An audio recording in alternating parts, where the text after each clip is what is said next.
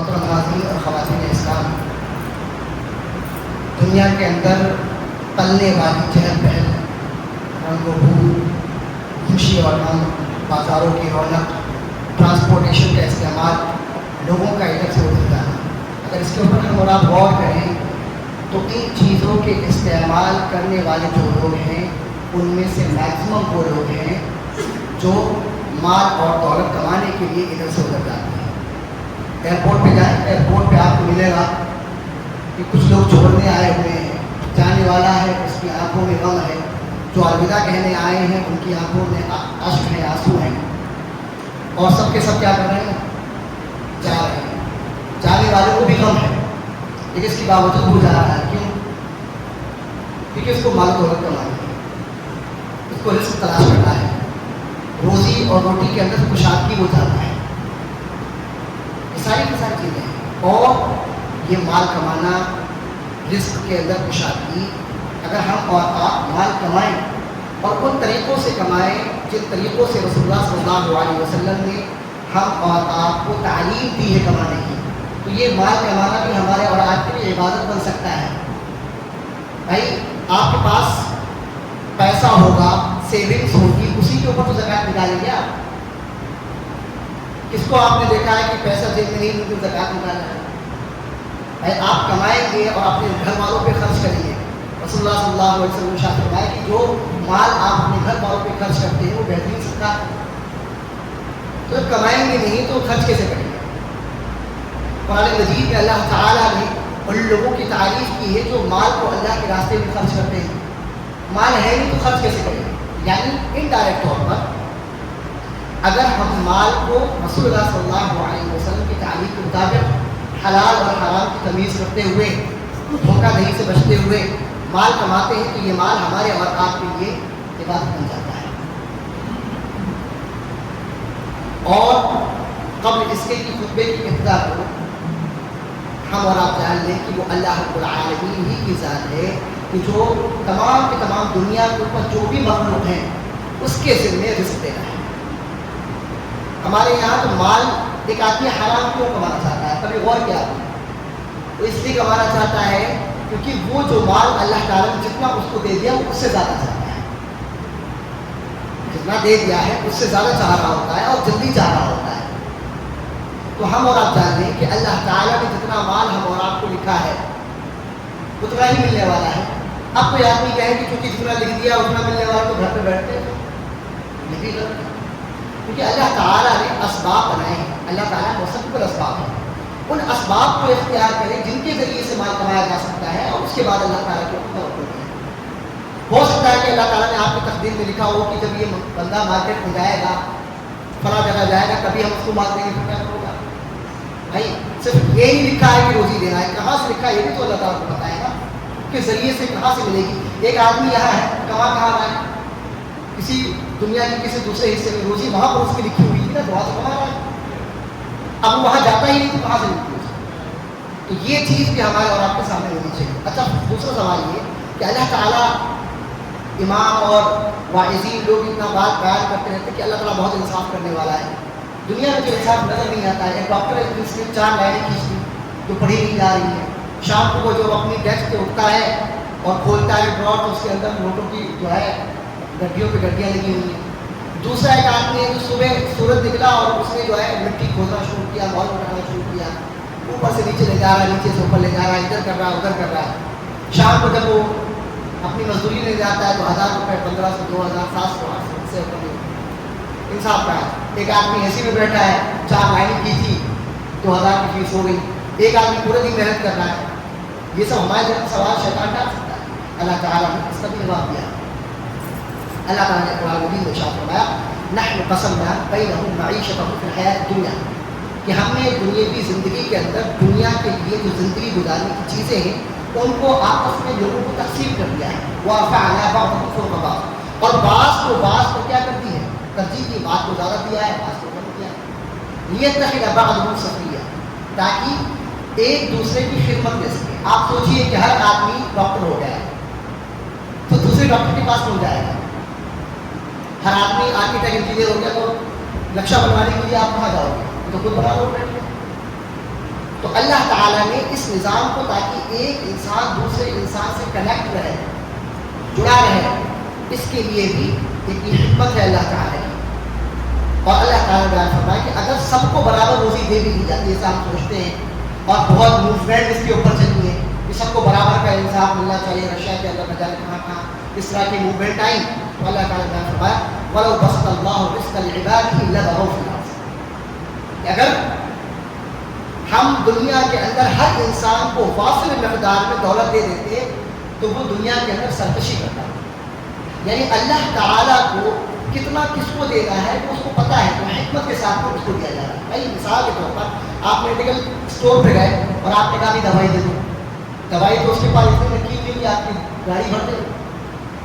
Doctor کے پاس گئے، doctor کو پتا ہے دوائیاں تو اتنی یاد ہے کہ وہ لکھتا چلا جائے، پوری کاپی کر جائے، لیکن اس کو پتا ہے کہ آپ کے برس کے اعتبار سے، آپ کے مزاج کے اعتبار سے کون سی دوا کتنی فائدہ کرے گی.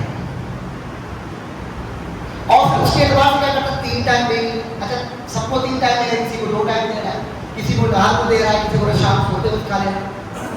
یہ انسانوں کی مثال ہے. اللہ تعالیٰ کی حکمت اور دانائی کا سب کو معاملہ ہی الگ ہے. تو اللہ تعالیٰ جانتا ہے کہ کون سی چیز ہم ہضم کر پائیں گے، کون سی چیز ہضم نہیں کر پائیں گے، کتنا ہضم کر پائیں گے، کتنا ہضم نہیں کر پائیں گے. تو اس کے اعتبار سے اللہ تعالیٰ نے سب کو دیا ہوا ہے. تو اللہ تعالیٰ سے مایوس نہیں ہونا ہے ہمارا. اب ہم اور آپ کو دیکھنا چاہیے کہ ہماری روزی میں، رزق میں برکت کیسے بنا. خطبے کا اصل موضوع ہمارا آنا چاہیے. ہماری روزی کے تو جو تنگی آ گئی ہے، پریشانیاں ہو رہی ہیں، اس میں ہم اور آپ اس تنگی سے کیسے بچیں، اور کون سا ایسا رزق ہے، کون سا ایسا مال ہے اللہ تعالیٰ جس کے اندر برکت ڈال دیتا ہے، کون سے اسباب ہیں جس کی وجہ سے روزی میں، رزق میں ہمارے یہاں برکت آتی ہے. تب اس کی خطبے کی شروعات کی جائے. برکت کا مطلب کیا ہے وہ سمجھیں. ہمارے یہاں برکت کا مطلب الگ الگ ہوتا ہے.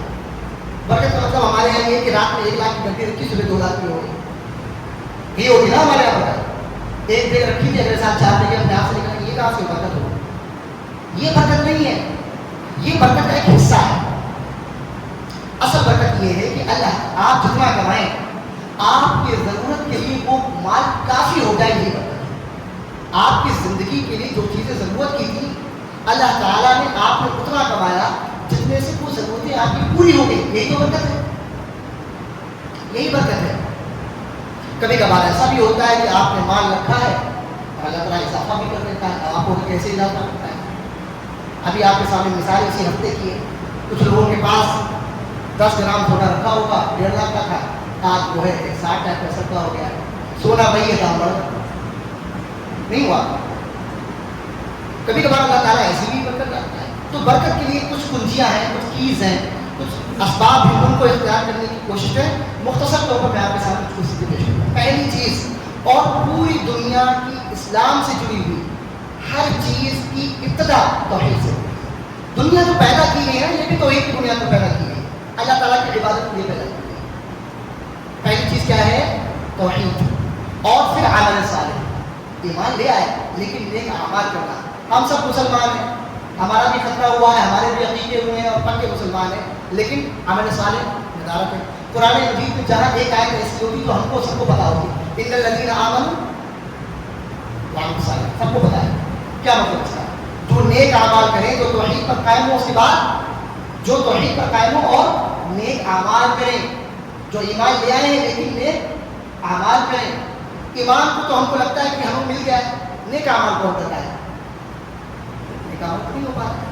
تو ہم اور آپ توحید پر بھی قائم ہوں اور نیک اعمال بھی کریں تو اللہ تعالیٰ ہم اور آپ کے رزق کے اندر انشاءاللہ برکت عطا فرمائے گا. اللہ تعالیٰ نے فرمایا فَابْتَغُوا عِندَ اللَّهِ الرِّزْقَ وَاعْبُدُوهُ وَاشْكُرُوا لَهُ وَإِلَيْهِ تُرْجَعُونَ. آپ اللہ ہی سے رزق تلاش کرو. توحید کا معاملہ کیا ہے کہ دنیا کے اندر جو چیزیں ہماری ضرورت کی وہ اللہ سے مانگی جائیں. اللہ ہی رزاق ہے، اللہ ہی پوری دنیا کے نظام کو چلانے والا ہے. تو ہم رزق بھی اللہ تعالیٰ سے تلاش کریں اور توحید پر قائم رہیں. توحید میں خلل نہ آنے پائے ہمارے یہاں. ہمارے مسئلہ کیا ہوتا ہے؟ کفار کیا کرتے تھے؟ سب کچھ اللہ کو مانگتے تھے لیکن بعد میں لال عزیز کے اوپر چلے جاتے تھے، یہ بھی ہے، یہ بھی ہے، یہ بھی ہے. تو ہمارے یہاں بھی ہو گیا. ہمارے یہاں کیا ہو گیا؟ ہم قرآن پڑھنا نہیں جانتے، ایک قرآن لٹکانا ضرور جانتے کہ اس کے ذریعے سے فائدہ ہوگا ہمارا. آپ کو قرآن پڑھنا نہیں جانتے ہیں، قرآن لٹکانا جانتے ہیں کہ یہ لٹکا دو وہ لٹکا دو برکت ہو جائے گی، اور پڑھنے کے لیے کبھی کوشش نہیں کی ہم نے. اس چیز کے لیے ہم پیسے دینے کے لیے تیار ہیں. ایک آدمی آیا بھائی فیکٹری خراب کر کے 10,000 روپے دو تمہیں ایک چیز بنا کے نہیں دیتے، اس کو لٹکا دو اور انشاءاللہ میرے کو پھر فیکٹری دے سکتے. کیا لکھے گا اس میں؟ سوال ہے آپ سے، کیا لکھے گا؟ خود کیوں نہیں پڑھتے؟ اور حالانکہ ایسا شریعت کے دائرے میں ٹھیک بھی نہیں، بہت اچھا عمل نہیں، غلط آ گیا. قرآن پڑھنا نہیں چاہتے ہم لوگ، ہے نا. اللہ تعالیٰ نے قرآن مجید میں دوسرے مقام پر ارشاد فرمایا من عمل صالحا من ذکر او انثى وهو مؤمن فلنحيينه حیاة طیبہ. جو مرد یا عورت نیک عمل کرے اس حالت میں کہ وہ توحید پر ہو، ایمان والا ہو، فرمایا فلنحيينه حیاة طیبہ، تو ہم اس کو ضرور بے ضرور ایک پاکیزہ اور اچھی زندگی دینے والے ہیں. آپ سے سوال کرے، کسی بچے سے سوال کرو کہ اچھی زندگی کی میننگ کیا ہے، آپ کہیں گے کہ ہمارے پاس مال و دولت ہو، گھر ہو، بنگلہ ہو، گاڑی نہیں ہے، تو یہ سمجھانے کی ضرورت نہیں. تو اللہ تعالیٰ نے اگر ہم سے اور آپ سے وعدہ کیا اچھی زندگی کا، تو اس کے اندر رزق بھی آ جاتا ہے، اس کے اندر مال بھی آ جاتا ہے. تو ہم نیک عمل کریں اس حالت میں کہ ہم توحید پر قائم ہیں. اور میں آپ کو بتا دوں، ہر وہ چیز، یہاں پر میں واضح کرتا ہوں اشارے کے طور پر، ہر وہ چیز جو اللہ کے اوپر سے توکل کو ہلکا کرے، جو توحید پہ خلل ڈالے، ہم اور آپ کو چاہے جتنی اچھی لگ رہی ہو وہ شریعت کے خلاف ہے. ہر وہ چیز، ہر وہ عمل، ہر وہ طریقہ جو اللہ رب العالمین کی طرف سے توکل میں، اس کی توحید میں خلل ڈالے، ہم کو چاہے کتنا اچھا لگ رہا ہو، وہ چیز شریعت کے اندر مستحسن اور مستحب نہیں کہا گیا، وہ غلط ہے، ٹھیک نہیں ہے. اب ہم اور آپ دیکھیں کون سی ایسی چیزیں جو اللہ سے ہم کو دور کر دیتی ہیں، اس کی توحید سے ہم کو دور کر دیتی ہیں. گنانے لگ جائیں تو اس میں خود پورے ہو جائیں. تو پہلی چیز کیا ہے؟ عمل صالح اور توحید پر رہتے ہوئے. دوسری چیز تقویٰ. تقویٰ کیا ہوتا ہے؟ روزہ رکھا، اللہ تعالیٰ نے روزوں کا مقصد بیان کیا تھا تاکہ متقی ہو جائے اور تقویٰ آپ کے اندر آ جائے. اور تقویٰ کی پریکٹیکل ہم نے اور آپ نے رمضان میں ابھی 2-3 مہینے پہلے کر کے دیکھا ہے.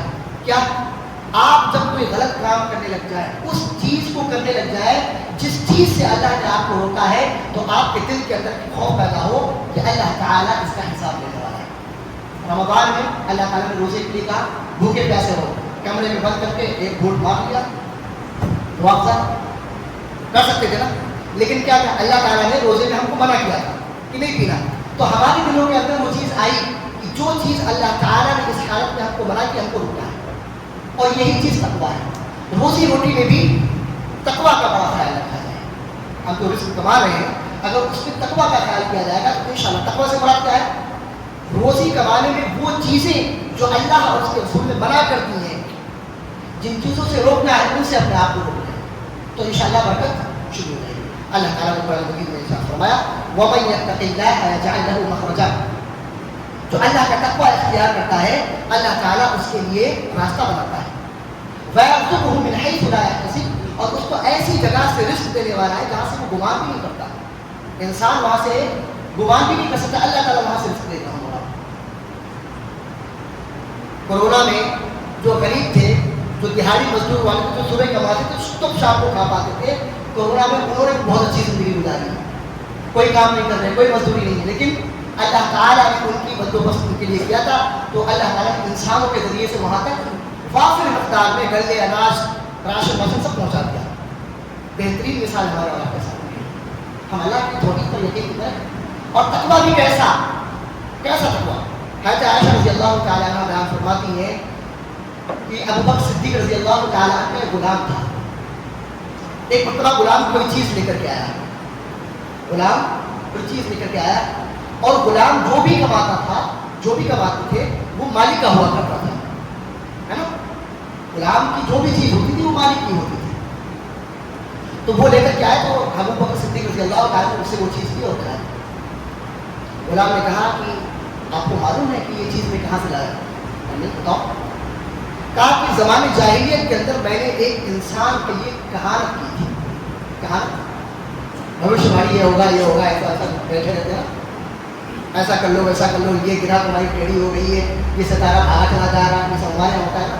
یہ انگوٹھی پہن لو، ٹیڑھا منہ کر لو، اپنے گھر کا منہ چینج کر دو، یہ سب ہمارے یہاں ہوتا ہے. مسلمانوں میں یہ افسوس کا مقام ہے ہمارے وہاں کے. کہا بس وہ میں نے کی تھی اور وہ بھی مجھے کچھ پتا نہیں تھا، جھوٹا کر دیا تھا. ابھی میں جا رہا تھا مل گیا تو اس نے اس کی اجرت مجھے دے دی، اس کی اجرت مجھے دے دی ہے. فرمایا فأدخل ابو بکر یدہ، ابو بکر صدیق رضی اللہ تعالی عنہ نے اپنے ہاتھ کو اپنے گلے میں ڈالا، گلے میں ڈالا اور جو کچھ تھا سب نکال دیا. کہانت کی روزی روٹی حرام کی ہے، تقوی نہیں، تقوی ایسا والا، حرام سے پرہیز ایسا جب ہم کریں گے تو انشاءاللہ ہماری روزیوں میں اللہ تعالیٰ برکت دینے والا ہے. تیسری چیز شکر گزار بنے اللہ تعالیٰ کو، جو کچھ ملا ہے اس پہ اللہ کا شکر ادا کریں. جو کچھ ہم کو دستیاب ہے، نہ جانے کتنے لوگ ایسے ہیں اس سے کم تر ان کو دستیاب نہیں ہے. ہم کو ایک بستر دستیاب ہے، نہ جانے کتنے لوگ ایسے فٹ پاتھ پہ اخبار بچھا کے سو جاتے ہیں. ہم کو گرم کھانا دستیاب ہے، ان کو کھانا بھی دستیاب نہیں ہوتا. چاول کھا رہے ہوتے ہیں ایسے کہ دال اتنی کم ہے کہ سوکھے چاول کھا کے بھی پانی پیتے جاتے ہیں. ہم کو اللہ تعالیٰ بہت خوش ہو جائے اور شکریہ ادا کریں. شکر کے لیے جو بھی چیزیں ہو سکتی ہیں وہ اختیار کریں. اللہ تعالیٰ نے فرمایا لئن شکرتم لأزیدنکم، اگر تم اللہ تعالیٰ کا شکر گزار بنو گے تو ہم تمہیں اور بھی زیادہ دینے والے ہیں، اور بھی دیں گے. اور شکریہ کے لیے ہم کیا کرتے ہیں؟ نماز کا اہتمام کریں، شکر ادا کریں، قرآن کریم کی تلاوت کریں. ہمارا معاملہ کیا ہوتا ہے کہ سب سے پہلے ہم اس سے دور ہوتے ہیں. جب ہماری روزی روٹی کا بندوبست اللہ تعالیٰ کرتا ہے تو سب سے پہلے ہم کیا کرتے ہیں؟ نمازوں سے دور، قرآن کریم کی تلاوت سے دور. شکر گزاری کیسے ہے؟ اللہ کا شکر ہے، یہ شکر ڈھونڈنا ہے. یہ تو آپ دکھانے کے لیے بول رہے ہو، الحمدللہ اللہ کا شکر ہے، ہو گیا. اللہ کا شکر اس طریقے سے ادا کرے جس طریقے سے صحابہ کرام نے کیا ہے. مدد آپ چاہیں تو نماز کے ذریعے سے، صبر کے ذریعے سے. اور اللہ کے نبی صلی اللہ علیہ وسلم ایک وظیفہ میں نے اس سے پہلے بھی بتایا تھا، دعا دیکھے جائیں. عبداللہ ابن عباس رضی اللہ تعالیٰ عنہ فرماتے ہیں کان نبی صلی اللہ علیہ وسلم یقول فی السجدتین، رسول اللہ صلی اللہ علیہ وسلم نماز کی حالت میں دونوں سجدوں کے بیچ پہلا سجدہ کیا بیٹھے، دوسرے سجدے جانے سے پہلے ایک دعا پڑھا کرتے تھے. وہ دعا پر دیکھیں اور ہم اپنی زندگی کے اندر لائیں. کیا دعا؟ اللہم اغفر لی، اے اللہ تعالیٰ میری مغفرت کر، وارحمنی اور مجھ پہ رحم فرما دے، واہدنی اور مجھے اللہ تعالیٰ ہدایت دے دے، واجبرنی اور اللہ تعالیٰ جو میرا نقصان ہو گیا ہے اس کو پورا کر دے. ہمارا نقصان کتنا ہوا ہے؟ اگر کسی کو کوئی نقصان ہو گیا، لاس ہو گیا ہے کسی معاملے میں، اس دعا کو اپنی زندگی کا حصہ بنائے اور پھر دیکھیے انشاءاللہ. واجبرنی ہے اللہ تعالیٰ جو میرا نقصان ہو گیا ہے اس کی پورتی کر دے. اور آگے کیا فرمایا؟ واجبرنی وارزقنی وارفعنی، اور اللہ تعالیٰ مجھے رزق دے دے اور میرے درجات کو بلند کر دے. کتنی بہترین دعا. ہم کو جہاں پہ کہا گیا ہے کہ دعا کرو وہاں پر نہیں کرتے ہم، اور جہاں پر کہیں سے کوئی ثبوت نہیں وہاں کے لیے ہم بہت اہتمام کر رہے ہوتے ہیں کہ یہاں پر کرنا چاہیے، یہاں پر کرنا چاہیے. اگر امام صاحب نہ کرے تو اس کے اوپر معاوضہ بچہ ہے. حالانکہ اس دعا کے بارے میں کسی ایک صحابی رسول سے ثابت نہیں ہے. نماز کے بعد انفرادی دعا کے لیے ہم اور آپ کو کہا گیا ہے. رسول اللہ صلی اللہ علیہ وسلم نے ہم کو سکھایا ہے دعا کے بارے میں، اجتماعی دعا کے بارے میں نہیں سکھایا ہے. انفرادی کے بارے میں کہا کہ دعا مانگو. ام سلمہ رضی اللہ تعالیٰ عنہ ام المؤمنین بیان فرماتی ہیں کہ رسول اللہ صلی اللہ علیہ وسلم جب صبح کی نماز پڑھتے تو نماز کے بعد حین یسلم، جب سلام پھیر لیتے تو اس کے بعد ایک دعا کیا کرتے تھے. کیا دعا ہے؟ اللہم انی اسألک علما نافعا، اے اللہ تعالیٰ میں تجھ سے ایسے علم کا سوال کرتا ہوں جس سے لوگوں کا فائدہ، میرا فائدہ. ورزقا طیبا، ایسے رزق کا سوال کرتا ہوں جو حلال ہو، اچھی روزی کا سوال کرتا ہوں. وعملا متقبلا، اور ایسے عمل کا سوال کرتا ہوں جس کو تو قبول فرما لے، ایسے اعمال کو کرنے کی توفیق دے جس کو اللہ تعالیٰ تو قبول فرما لے. ہم قرض میں ڈوبے ہوئے ہیں، اور قرض میں کیوں ڈوبے ہوئے ہیں؟ اپنی وجہ سے، اپنے اوپر تنگی ڈالی ہوئی ہے. کیسے تنگی ڈالی ہوئی ہے؟ ہاں فلاں والے کی طرف سے 1 کروڑ 1 لاکھ اتنے روپے، ایک BMW، اعلان کھلا ہوگا آپ لوگوں نے نا، اتنے BMW بچولیوں کے اسکارپیو، جنہوں نے کوئی کام کیا ہے ان کے لیے اسپلینڈر، اعلان ویڈیو سوشل میڈیا پہ گھوم رہا ہے. یہ مصیبت کی شادی ہلکی بھی ہو سکتی تھی جو برکت والی ہوتی، لیکن ہمیں دکھانا ہے، شو آف کرنا ہے. جو چیز ہلکے میں ہو سکتی تھی اس کو ہم نے اپنے اوپر کیا کر لیا؟ تنگ کر لیا. جو راستہ آسان تھا اس کو اپنے اوپر کیا کر لیا؟ مشکل کر لیا. اب کیا کرتے ہیں؟ شادی بڑی کرنی ہے تو لوگوں سے لوڈ لے کر کے کھانا. اب کر بھی لیا ہے تو اللہ تعالیٰ کو رحم کرنے والا ہے. دعا لیتے جائیں. کہتے علی رضی اللہ تعالیٰ کے سامنے ان کا ایک غلام آیا، اور ایسا غلام تھا جس نے اپنے مالک سے लिखवा रखा था कि अगर मैं इतना पैसा आपको दे दूँ तो आप मुझे आज़ाद कर दीजिएगा, मुकातब। हत्यारे के पास आया और कहा, रज़ियल्लाहु ताला, मैंने जो वादा किया है अपने मालिक से वो पूरा नहीं हो पाया, मैं आज़ाद होना चाहता हूँ, लेकिन जो मुआहदा हुआ है वो मुआहदा पूरा नहीं हो पा रहा है। हत्यारे रज़ियल्लाहु ताला ने फरमाया, क्या मैं तुम्हें एक ऐसी दुआ का सिखला दूँ कि अगर उस दुआ पर आप अमल करने लग जाओ तो अगर सीर नामी पहाड़ के बराबर भी आपका कर्ज हो तो अल्लाह ताला अपने से मिलेगा, उस कर्ज को अदा कर देगा। और ये दुआ मुझे रसूलुल्लाह सल्लल्लाहु अलैहि वसल्लम ने सिखाई है। कौन सी दुआ? अल्लाहुम्मा अक़्फ़िनी बिहलालिका अन हराम, ऐ अल्लाह ताला मेरे लिए हलाल रोजी काफ़ी कर दे, हराम से बचा दे। वअग़्निनी बिफ़ज़लिका अम्मन सिवाक, और अपने अलावा दुनिया के तमाम लोगों से मांगने से मुझे बेनियाज़ कर दे। जब मैं मांगूँ तो तुझसे मांगूँ, जब मैं सवाल करूँ तो तुझसे सवाल करूँ, दुनिया के लोगों से मांगूंगा, ऐसा कुछ मामला कर दे। तो हम इसको भी ख्याल करें, इसका भी ख्याल करें। ये दुआएं पढ़ें, हमारे बस आसान हो गया, लिख के लिखो में बस, ये मसला है।